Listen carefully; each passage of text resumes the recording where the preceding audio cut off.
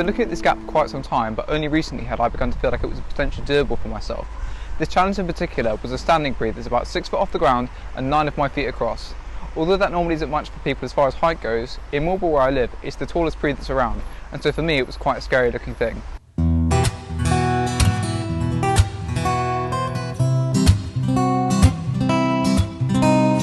As I explored the jump, I began to feel scared, as you normally do when you're faced with something that pushes you. But at the same time, when I looked at it, I knew that I could jump to it, and it was just a matter of feeling mentally ready to commit to it. So I started to prepare for the precision. I got up onto the wall I was going to land on and checked my surfaces to get an idea for how grippy the landing would be. Luckily, it was gritty and rough, so I was unlikely to slip.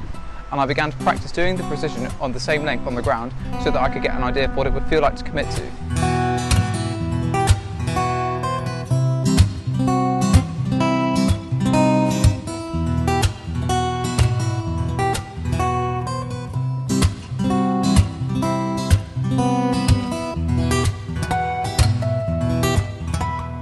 I found this helped me a lot because I was able to get a real idea of what the jump would be like, as well as how much power to put into the jump. At this point, I was beginning to feel ready to commit, and whenever I feel this way, I start to focus extremely intently on where I'm going to land, and everything starts to fade away apart from the jump.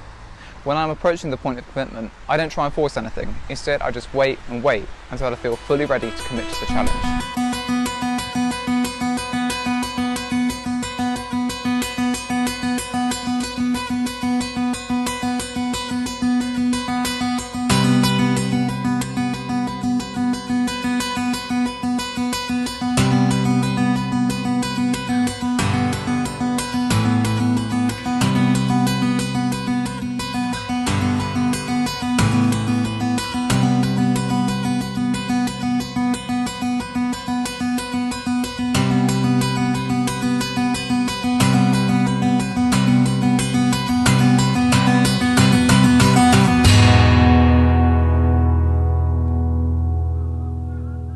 Once I had broken the jump, the challenge became easier to commit to with each attempt, and the battle started to shift from a mental one to a physical one.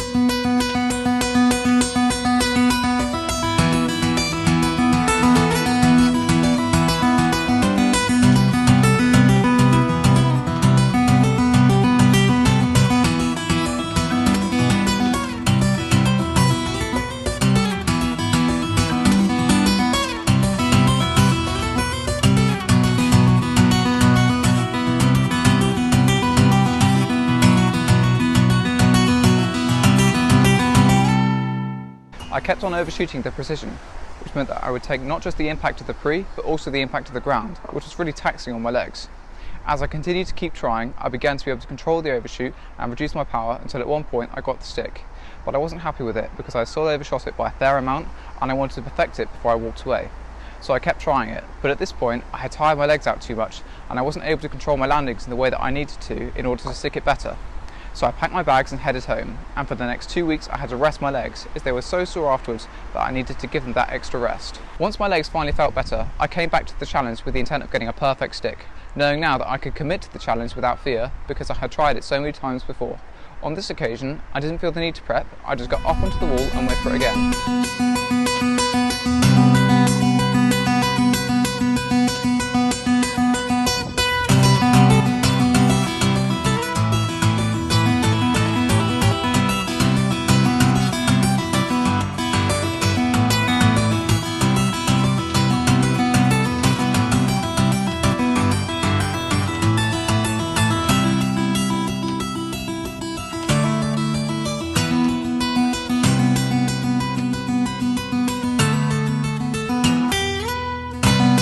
The same issue as last time, which is that I had overshot, but now that I had a good idea of how much power I had to put in, I was able to whittle it down slowly until I got what I was looking for.